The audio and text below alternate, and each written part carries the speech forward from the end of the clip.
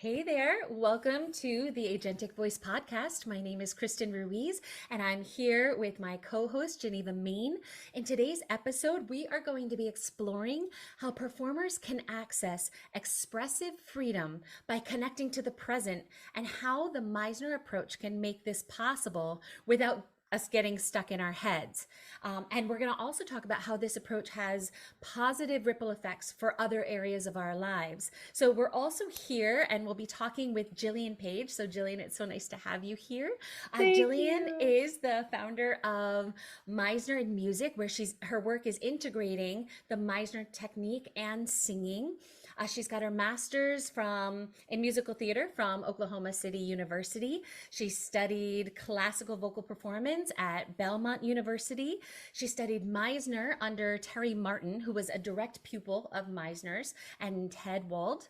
And Jillian is based out of New York City and has performed with companies like Actors Theater of Louisville, the Nashville Opera, and the Kentucky Opera. So Jillian, we're so thrilled to have you here. I'm so excited to hear about what you have to share with us today. I feel like I'm meeting celebrities. I'm honored and I've followed your all's work for a while now. So thanks for having me. Amazing. Oh, we're so excited to have you. But before we get into the meat and potatoes of our topic today, let's start with our first segment, What's New and What's Good. And I'm happy to start by saying next week I'm going to Asha. Yay! I know you just came back from a conference, Kristen, and I'll be off next week. I get to be on a panel with three other presenters, and it's going to be in New Orleans. So I'm really looking forward to that. And how was yours? I'm sure that's probably your new and good. Yeah, so I just got back from San Diego, and I was working with some other practitioners who are just really passionate about changing lives, and they're on purpose. And, when you're around that kind of energy, it kind of trickles into your own molecules. And so I think what's good and what's new for me is just reconnecting to that purpose. I mean, really all of us are we're kind of in the business of freeing voices and really connecting to what that is. And I will say, coming from, the Northeast, being over in San Diego, seeing the palm trees, and oh my word, I literally have 2 limes that I picked off of a tree. Now, to anybody over there, but for us over here, the only time you see limes on a tree is when they're plastic and at Michael's, the craft store or something.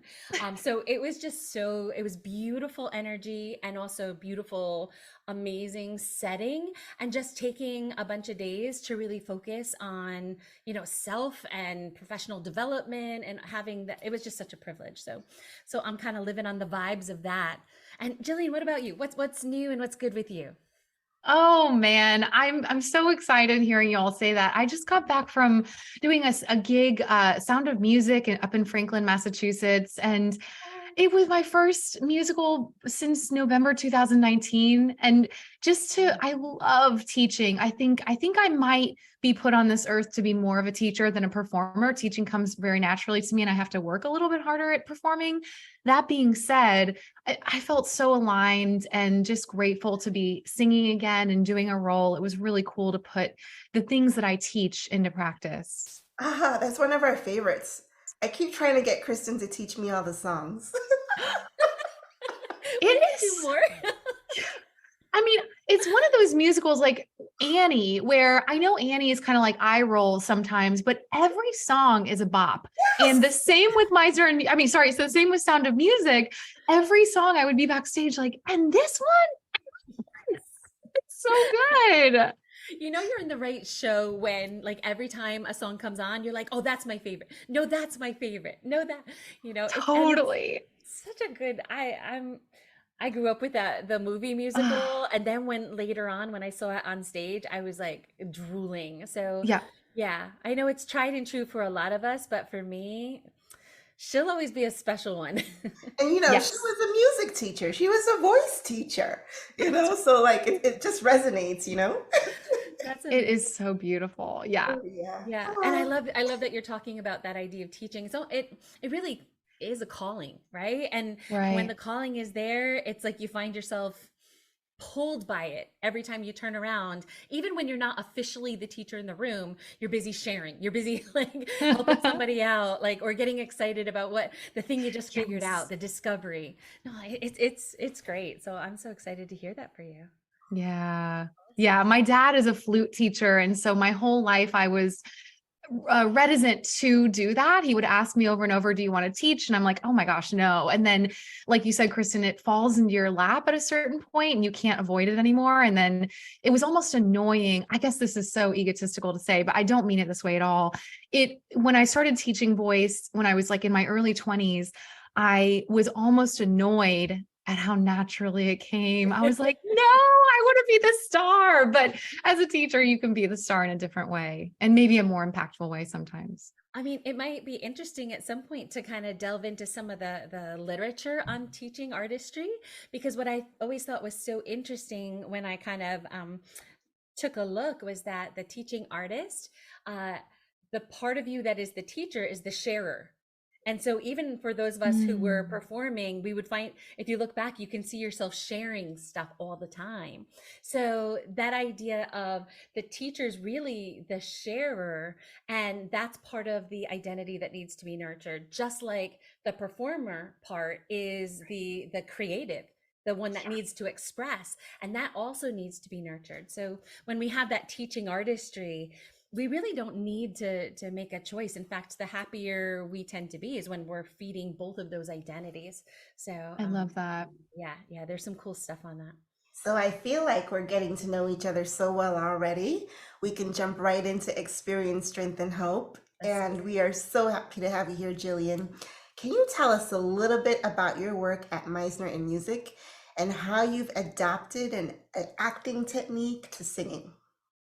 Yep. I discovered the Meisner Technique. I actually, way back in 2012, I did a play in Nashville, and it was just a play of 4 characters. 3 of the people that I was acting with were Meisner trained. So I didn't know what this technique was, but I knew that every time we did the show, it was different. Every rehearsal was so exhilarating and fun. And we never set the show. It was always play. It was so fun. So then when I graduated with my master's, I moved to Dallas for kind of a sad reason that we might talk about today a little bit later, but I was looking for something to delve into. I got involved in a Meisner class because my interest was still piqued. And it just revolutionized not only how I looked at performing and the play involved in that, but the play and grace that I could have for myself in life, that this moment is all we have. And in it, whatever I'm feeling is completely fine and it's safe to sit with. So when I moved to New York, I figured that someone had surely already put it to music, but no one to my knowledge had.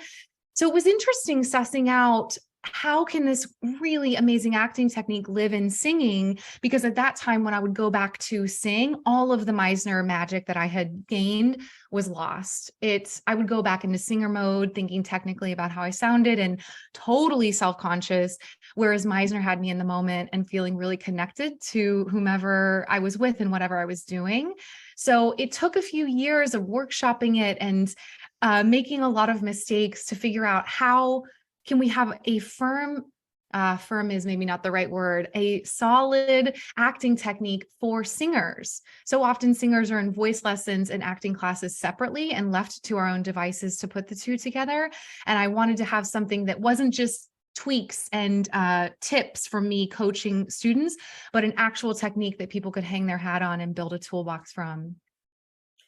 I love this because, I work a lot as a voice technician, kind of fixing the things that aren't quite, going the way the singer wants. And what I think is amazing is that, working on our technique, it gets us into the nooks and crannies that, just thinking our way can't, but playfulness, being connected in the moment, actually having a purpose of what we're saying, like all of those things, that juicy artistry can get into nooks and crannies that technique couldn't possibly. And it's not really complete until they're together. Isn't that wild? Yes. And I found one thing that was surprising to me about Meisner in music was that I initially created it to, selfishly help myself figure out how to act freer while I was singing. But what came out of it was that a lot of times the technical things that we are trying to iron out in our analytical brains end up happening if we let go. And if we've practiced, if we have done technical work outside of the play, but then when we go to play, if we give in and try not to have control, I've seen over and over in my own work and my students that the technical things that I wanted to have happen. I have a feeling that anybody who's been singing, who's listening right now, is raising their hand being like, I've had those moments. Yes. Like, and I think one of the tricky things is then how do we, you have that moment and then you spend the next 3 years trying to get back to that. So to have a framework that could make that accessible, and a way of life, that just sounds kind of, juicy and delicious.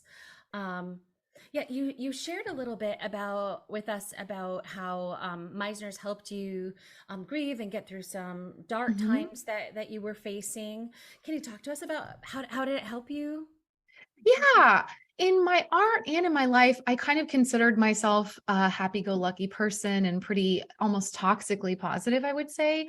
And so when I was in grad school, I met a dramatic tenor. His name was Michael Schaefer, and he was just fantastic. And we fell in love.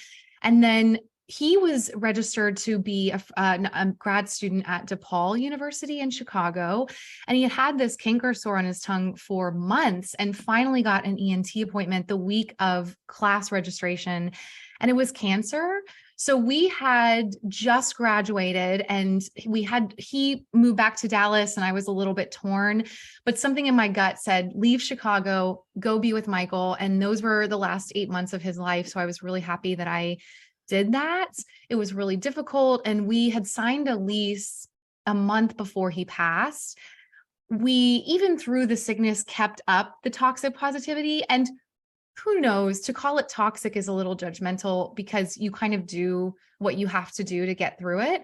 But once he passed, I was still sort of, I'm resilient, I'm buoyant, I can get through this.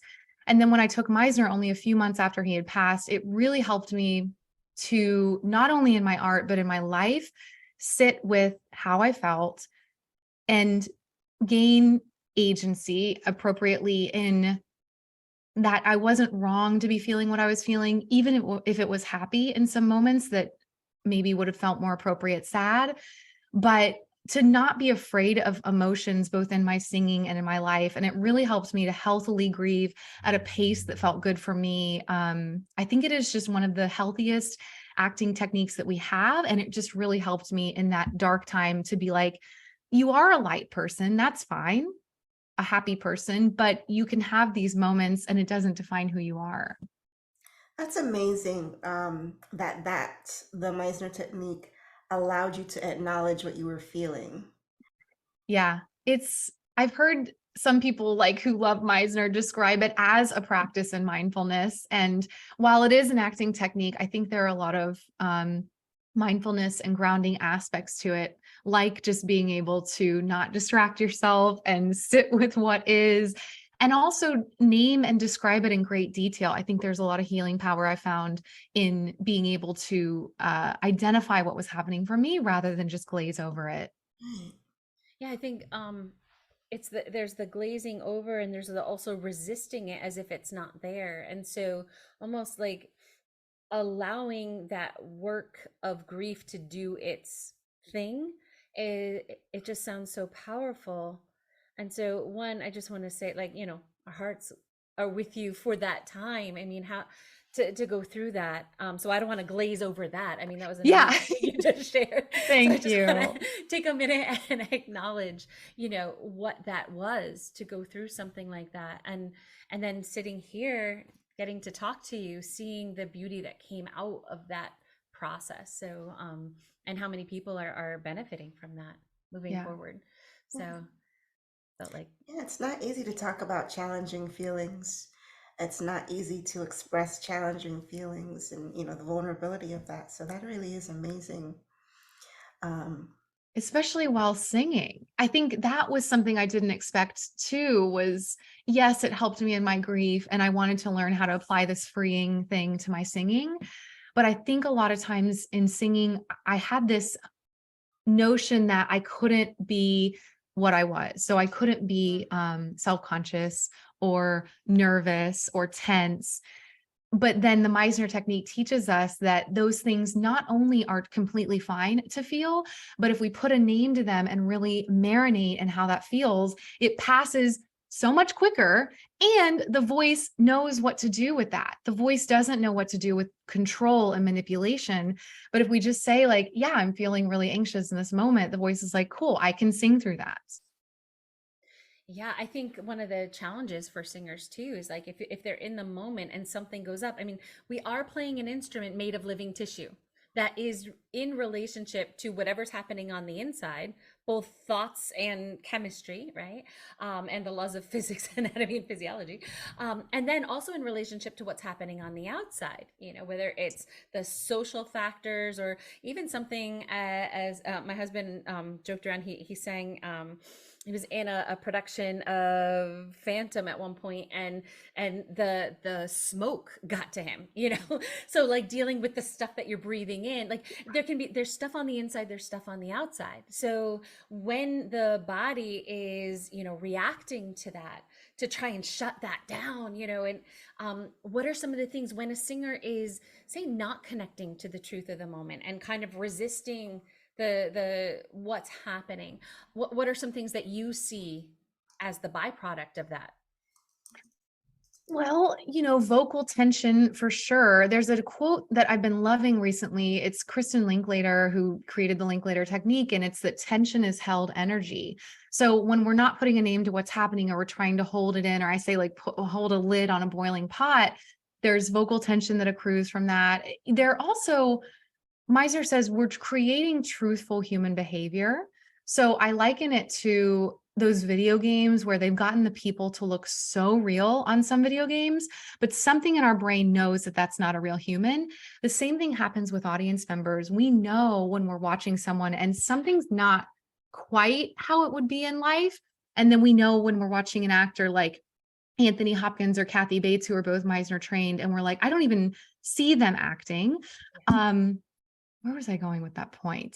Bill Westwood would call that living through the story. Yes. Yes, exactly. Like we're overhearing rather than listening. But the idea is that if you start to try to control the moment or not put a name to what you're actually feeling, we can tell. And it's not that it's wrong. It happens all the time and we're fine, but the audience is able to be like, oh, something's disconnected here. Whereas when we put a name to what we're feeling, even if it's uncomfortable or even if it's smoke getting in our lungs, the audience is appreciative and we're more connected in that. Yeah.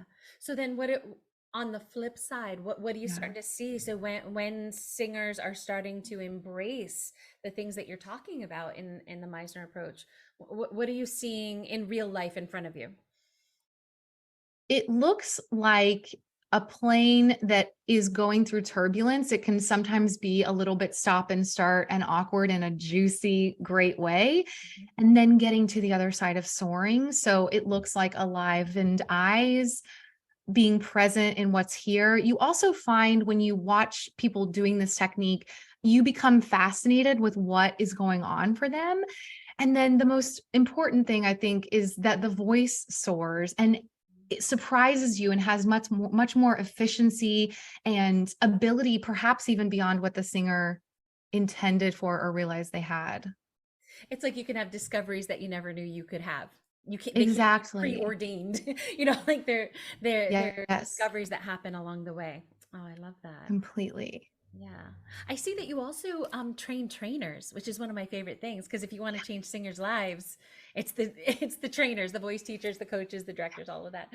So when voice teachers are working with you, like what are they excited about when they're learning from you? Or yeah, and maybe anything that you would like those of us who work with singers to know? I think it's cool because a lot of the teachers that I work with are like, oh, these are things I was already doing. So one of the things we do, I call repeating with the room. So I have students like just let their eyes land on something, describe it in great detail, and then just ask themselves kinesthetically how they feel looking at it. So there are a lot of tools in the Meisner technique that I think people are already doing. It's just cool to have a condensed method with that. And then another exciting thing is the freedom that it gives us as educators and artistic facilitators. If I go into a class and something's going on for me in my life that's difficult or maybe joyous, all of that is allowed in the teaching and then there's a regulation in that too, being able to be like, I'm nervous tonight. I don't feel ready tonight. And I'm going to be okay because we're just going to take it moment by moment. So it's helpful not only for the students in the sense that they're getting a great technique, but the students and the entire environment that we get to just be with each other and acknowledge humanity. Mm.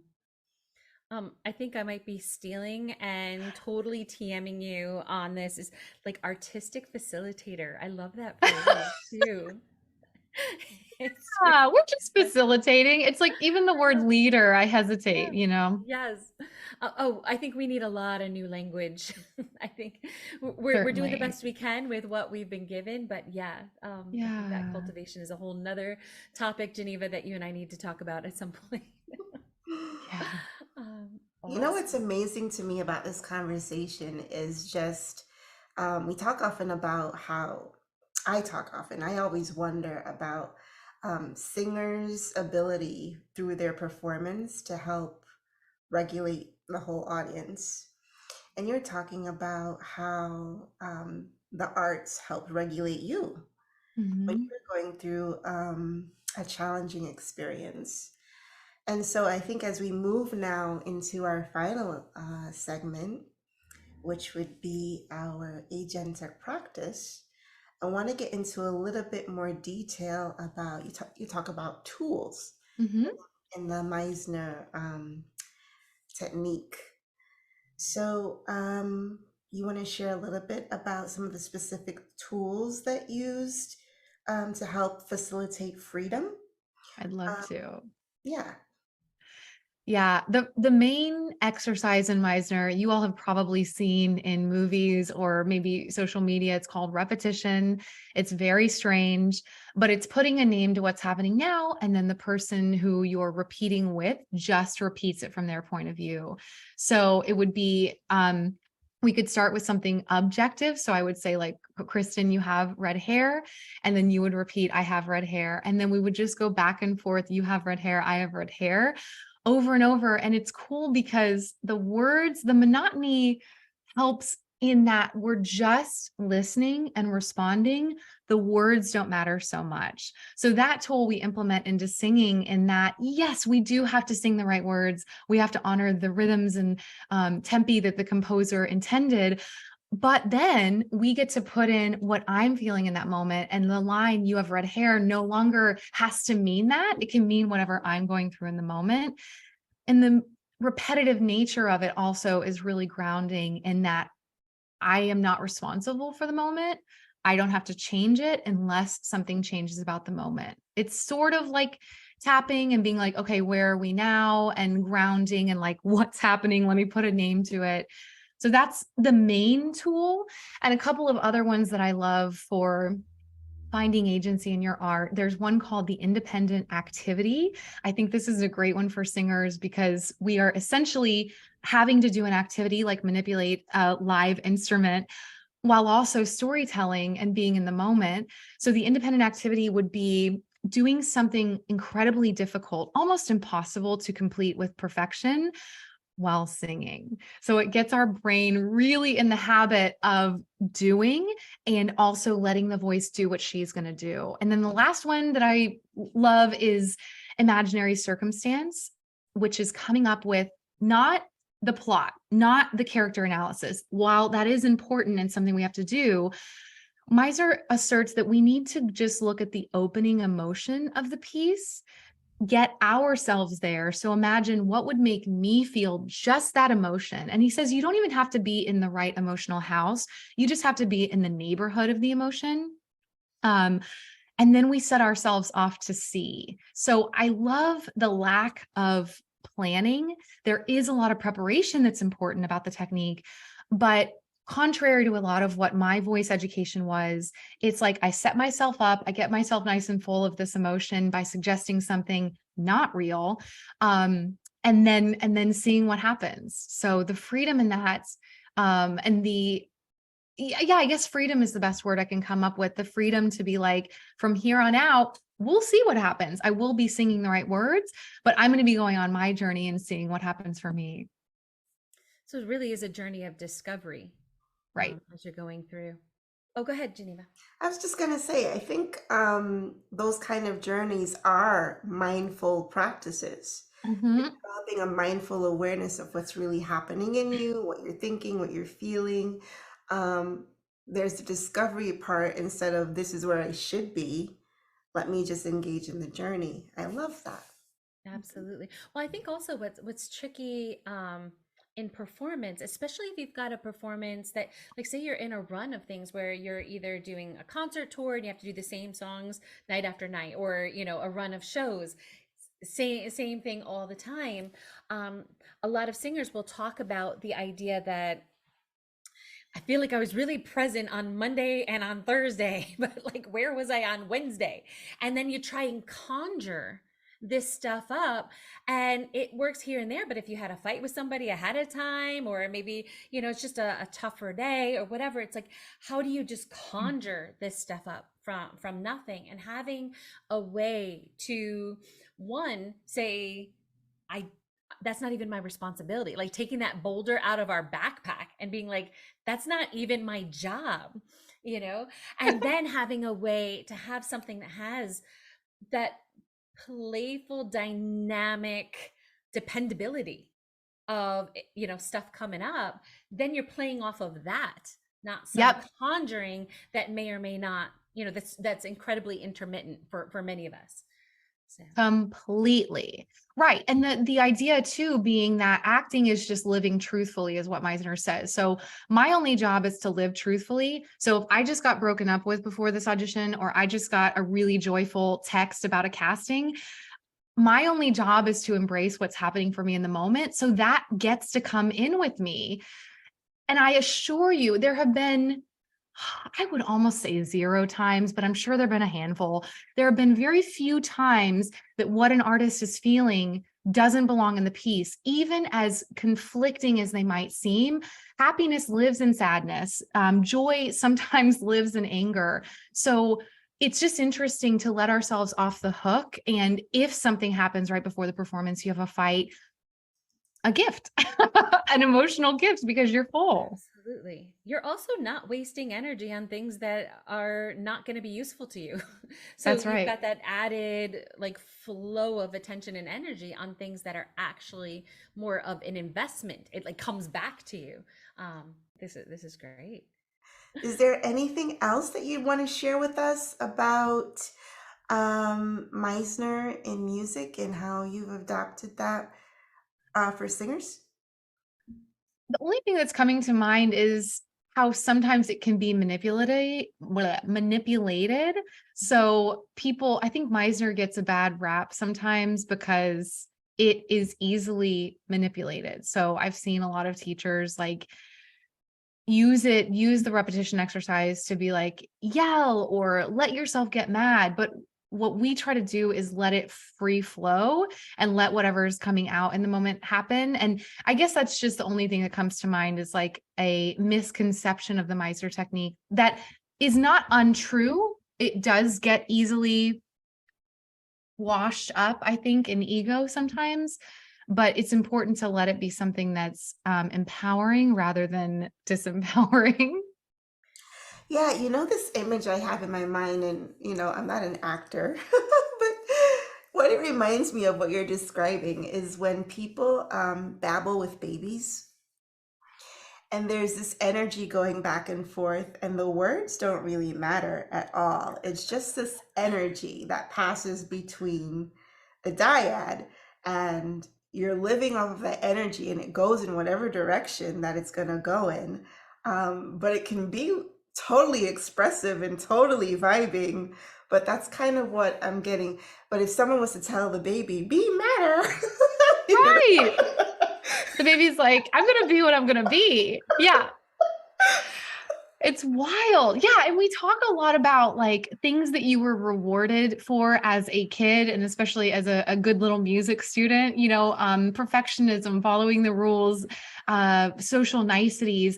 And so what's cool about Meisner is that all of that gets, I call it like a scuba suit. And I just recently realized it's a wetsuit. It's not a scuba suit, but I'm going to keep calling it scuba suit of social armor.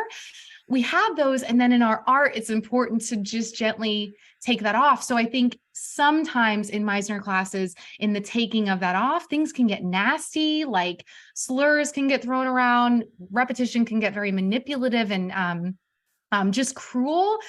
There is no need for that, but I know that that's sort of a reputation that Meisner can have. In our class, it's more about even acknowledging the defenses that we've accrued socially to protect us, and they're there for a noble reason. In our art, we just want to gently get to, how do I feel about that, not as a mature, polished adult, but as an inner 14-year-old where everything is the end of the world. So is this what led you towards trauma-informed voice care? I know that you have an interest in trauma. Yeah, About that. it really was the previous experience with Meisner classes where I was seeing like literally a teacher tell a student to strip down to her underwear. And I did an activity with a guy where he punched the wall so hard that my activity had blood on it. I mean, there's just no need for that. So it was important to us to be a trauma aware and a trauma informed space, because I think so easily those boundaries can get crossed. And it's been really interesting to be really clear about our expectations of class and of each other. And that's created a much safer environment. I think before we really got into the nitty gritty of what it looked like to be in a trauma informed space, there were tough moments and there were repetitions that would get way too out of hand. And since we've been just really clear about what those principles are in our space, it's been a lot easier to go into this technique vulnerably and honestly. Nice. I think this is really powerful because I think any tool that we use, whether it's the ones that we're talking about today, but every practitioner has their tools.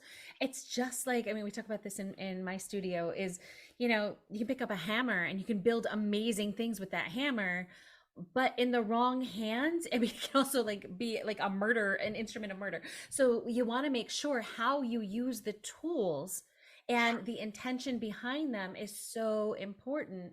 And then in a trauma-informed space, to make sure that the tools being used are not part of the blunting instruments, but as a healing experience. I love that analogy. That's absolutely perfect. Yeah, I think, and it's all noble. I think the teachers that I'm thinking of, I don't think they're bad people. And I think they really did want to even Meisner himself would throw chairs at people and stick his hand down girls' shirts. So he is not someone to just be like, oh, what a guru. But in that, we have to be really careful that we're asking for vulnerability, truth, honesty, simplicity, but not at the cost of people's well-being. Or dignity, yeah. And dignity. Mm-hmm. Very, very nice. Well, to sum up, in this episode, we talked with Jillian Paige about gaining expressive freedom through acknowledging the truth of what we are feeling in the moment. This mindful awareness of what we are thinking and feeling gives us freedom and agency to express ourselves authentically. Thank you so much for coming, Jillian. We really enjoyed speaking with you today. Thank you for having me.